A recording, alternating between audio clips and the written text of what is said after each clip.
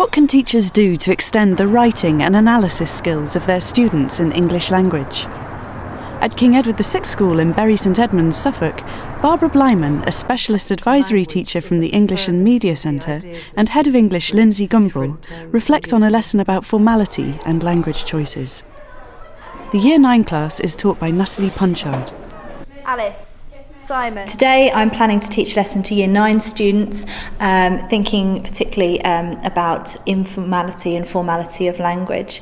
We're thinking about standard English and non-standard English, and yesterday we did some work on that and sort of groundwork, thinking about the technical terms, did a little bit of analysis, and I hope to develop that today, take that forward. I'd like you to just jot down our 2 lesson objectives for today, okay? So I'll read them to you. So the first one, to understand how the formality of a text is affected by the language choices that are made. And the second objective is to know the appropriate context in which to use these language features. What kinds of situations were there that we would use that standard formal language? Start off, Alice. If you're writing to the Queen. Good, okay, excellent example. If you're going for a job interview or if you're talking to the boss, sort of thing that broadsheets would use in their newspapers. Good. Essays. Essays, yeah.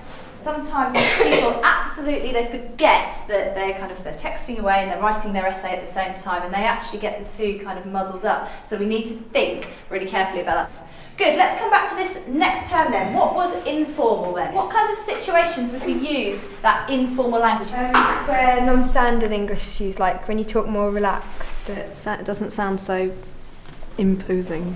When you're writing in your diary. Good. In a text message to your friend. You use it if you're emailing your friends, then you use it in an email.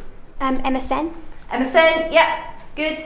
I really like the way that she's going to be focusing on the detail of close work on language, but actually her starting point is quite a broad issue. You know, she's sort of talking about informal and formal.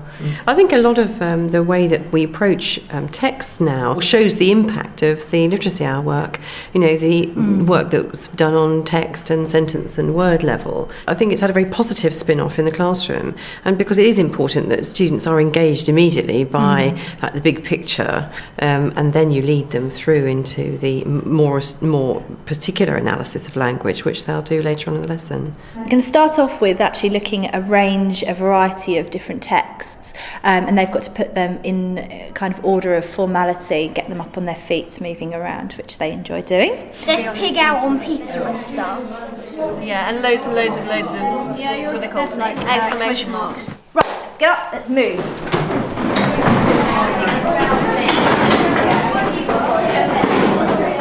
She's saying things like she's got bundles of cash.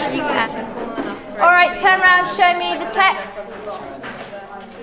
so I can see what we've got. Okay, let's deal with the extremes first of all. Why did you choose to stand there? It's a simple text message, it's going to be fast, easier, and you have a lot more time without using standard English. Good. Because it takes longer and you have to pay more. We chose to stand here because we thought that it's a newspaper and it's going out to people that you don't know, so you've got to keep it formal. And they wouldn't use slang to like people that you don't know. And good. Really it's on the front rude. page, so setting an example. Okay, let's deal with one that's in the middle. It's a letter to Vicky's grandma and granddad about her birthday present they gave to her. Excellent. Okay, why did you choose to stand there? Because it's not informal, but then it's not formal as well. It's just in the middle. There's some slang, but then some of it's wrote properly. What about the letter to the parents? It says things like yours faithfully, and it's like standard English, so it uses all the like common grammar and spelling rules. Good, absolutely. What about, there's 2 emails that I want to look at. What can we say about this email? It's got a load of emoticons, little pictures in it. And yeah. Well, this is an email from the boss of a company to one of his employees about a meeting. So it's quite formal because it's the boss of a company. Excellent. And he says things like, please ensure you bring your portfolio. And good, excellent, okay. I love that continuum line activity. Works well, doesn't It works really, really well. Partly because it's the physical thing of them getting up and standing up, but also they are having to kind of read closely, look at each of the texts, compare the texts with each other. Yes. Make all that decisions, negotiation going on. exactly, negotiating, Yeah. and then putting themselves somewhere on that line. They're picking up all sorts of clues, in fact, aren't they, about in how to determine the level.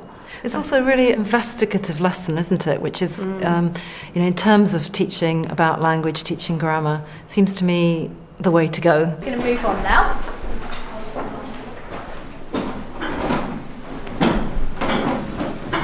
Alright, we're actually going to deal with the email, which was fairly chatty, that we said was right down here on the informal side. We're going to actually be thinking about analysing the language used in the email. The way in which you're going to do it is you're going to set it out in a table format. Now, there are 3 ways you can do this.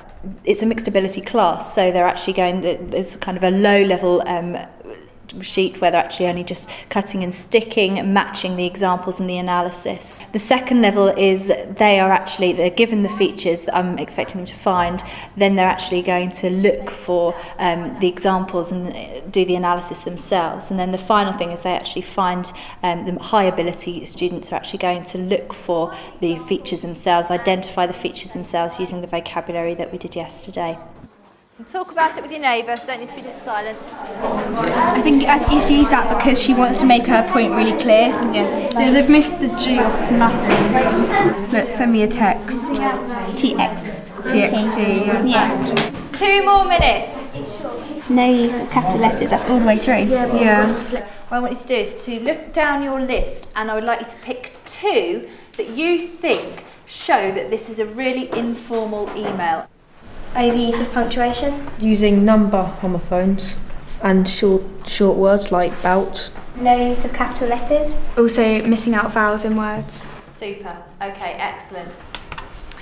It's really well judged, that, isn't it, in terms of offering that range of different levels at which students can pitch in. A lot of us have become very accustomed to delivering lessons at 3 levels, but maintaining the overall focus of the lesson, of course, and students all then feel that they've got something very valuable to give. At this point now, they really are looking very, very closely at the detail of language. But I think, as we said earlier, it's kind of from a broader perspective. They've got the taster, haven't they, in the continuum line, of a whole range of different ways that informal and formal language can be used, and then to be able to sort of cut it up or write about it or dissect it, you've got that tremendous engagement there at all levels in the class. We're going to move then on to thinking a little bit about actually employing that in our writing, and the students hopefully will be able to kind of transfer those skills from the analysis. What we're going to think about is actually employing language features in our own writing to make the text we've looked at either more formal, if it's very informal, or less formal, if it's a very formal text. So, my formal text was this first of all. Okay, this is what I started off with. Dear parent, I regret to inform you that your son did not complete his English coursework. He has missed 3 deadlines. Unless your son completes his English coursework by Friday, he will be placed in faculty detentions every lunchtime until he hands the work in. If you have any further questions regarding this matter, please do not hesitate to contact me. Right, transform that now into a very informal message. So I've said, hi mate, your son didn't do his English homework. He must do it tonight or else. Text back if you have any questions or cues. What I want you to do with the text that you have got, whether it's the newsletter, newspaper article, is to make that into either a very formal text, if your text is informal to start with, or the other way around. Alright, I'm going to give you about 15 minutes or so to do this task. Hi. I put it in H-A-Y. How do N-S? Thanks. If you are not busy, text me back. Should we do something a bit? If you say if you're free, it sounds a bit informal. Reply if you are available. You put 9 p.m. and 9 o'clock. I keep doing punctuation. It's really irritating. For her choice of text messaging, I think that's just great, isn't it? Because it's kind of taking a a text from everyday use, a text that they will be really interested in, and it's drawing on their interest and immediate kind of expertise, if you like, to think about language. Yes, absolutely. I mean, it's very rare nowadays that students haven't got a mobile phone, and although they're not supposed to use it in class, hey, fantastic if they can actually use the language that is becoming second nature to them now. How are we doing? Nearly there with this. And then to kind of round it all off and to look back on the objectives, we're actually going to then pin them up around the room. They're going to have a look at each other's texts and see what works, what doesn't work as appropriateness of a text and thinking about the language specifically. If we come back to mine, do we think that's appropriate? No, okay. Why not though? Can we say why? It's not very serious, and it's a serious matter. I think that if I was that boy's parent, I wouldn't be happy because the teacher's not really taking it seriously, and I'd be quite cross. Again, it says, "Hi, mate." Well, the parent would be put off by that because they don't really know who the teacher is. Yeah. All the words are like shortened, so they probably wouldn't like understand it. Yeah. Good. So what I would like you to do for each of the texts is to go around picking out examples of formal language and informal language that meet our first objective, and then decide whether you think the text is the language is appropriate or inappropriate, and try and say why. Okay, let's go. Your feet. If I sent that to my grandparents, they would flip. I'll put letters. Okay, back to these learning objectives. Right on the floor. Okay. Look at your sheet that you've just filled in. You should see that you have understood these two things. So, first of all, understand how the formality of a text is affected by the language choices that are made. What kinds of things were you analysing earlier in the lesson? Things that you've spotted now that tell us the text is either formal or informal. Standard English. What things tell us that it's informal? Using like emoticons and letter homophones and number homophones. Excellent, okay, good technical vocabulary there. So we know that the formality is affected by these choices of language that we make, okay? What about the appropriate context? What can we say about that? Yeah. It really depends who you're writing to or who its audience is. Excellent, okay, who you're writing to, the audience of your text. Just put your hands up if you think your grandparents would understand that message. Okay, would they understand that text message? A few, not very many. Okay, you must have very trendy grandparents. I thought the way she got the students to write on sugar paper and then put it up on the wall was a really good strategy. I mean, it's so low tech Yes. and simple, but really, really good, because they could then display all of the texts on the wall and they could read each other's. And it was a really nice way of kind of tying everything in together at the end of the lesson. They're living in this time of huge language change, and to get them enthused and say, well, wow, we're at the forefront of all of this, it's a really successful way of approaching language. That sounds a bit. Yeah. No, the homework is for after half term. Bye.